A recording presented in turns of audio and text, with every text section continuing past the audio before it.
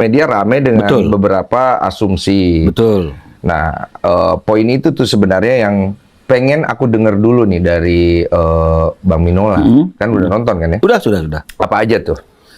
Ya, jadi kan memang banyak poin-poin yang sebenarnya kan tidak seperti apa yang fakta yang kami ketahui dari sisi Ruben. Apa Ya, aja tuh? ya seperti misalnya pinjol, debt collector, ya terus kemudian masalah rumah, desain, banyak hal lain yang nggak mungkin saya ingat satu persatu ya. Tapi saya nonton podcastnya itu.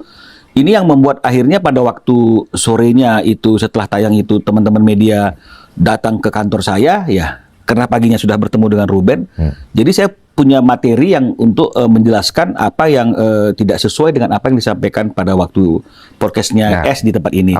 Salah satunya misalnya adalah mengenai masalah saya itu kalau misalnya bertengkar, ya namanya mana ada perkawinan yang nggak ada pertengkaran, Den, ya kan? Betul. Ketika bertengkar itu saya nggak mau pertengkaran itu di depan anak-anak. Artinya kan kalau nggak mau bertengkar di depan anak-anak kan untuk menghindari anak-anak melihat dan mendengar. Nah, tapi faktanya ya seperti yang kami tunjukkan kemarin itu. Dengan kondisi seperti ini satu rumah turun semua. Kira-kira anak-anak dengar nggak sih? Dengar. Jadi kalau dia bilang tidak pernah lo ribut bertengkar di depan anak-anak, jadi di ruangan tertutup ini kayak begini apa? Emang nggak dengar semua orang? Ada suatu pertengkaran yang kelihatan sekali kan bagaimana S ini teriak-teriaknya sedemikian keras di dalam rumah itu yang akhirnya membuat satu rumah itu terbangun, satu rumah itu akhirnya keluar kan begitu. Yang aku ada lihat itu ya, yang Minola kasih lihat kan, betul, yang nggak bisa dianya nggak bisa didiamkan. Dan kalau menurut Ruben ya begini, jadi jangan bilang saya yang artinya itu dibilang suka marah-marah yang membuat anak-anak jadi takut sama saya, karena dalam keluarga itu kan pasti ada pembagian ya kan, nggak bisa dua-duanya suami istri marah sama anaknya atau sayang sama anaknya, itu bukan pendidikan yang bagus kan gitu. Jadi kami juga seperti itu, Bang, dia bilang.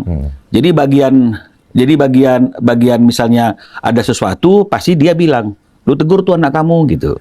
Jadi saya bagian tegurnya, nanti dia yang bagian menenangkannya dan memberikan nasihatnya. Jadi selalu seperti itu. Tapi pola saya untuk menegur anak-anak itu tentu pasti ada suatu standar yang tidak mungkin saya artinya itu histeris lah seperti itu. Justru yang histeris itu di rumah dia kan begitu. Nah, saya tanya, punya bukti nggak? Kita kan nggak bisa ngomong tuh asal ngomong saja, nanti debat kusir. Dia bilang ada, kita bilang tidak ada.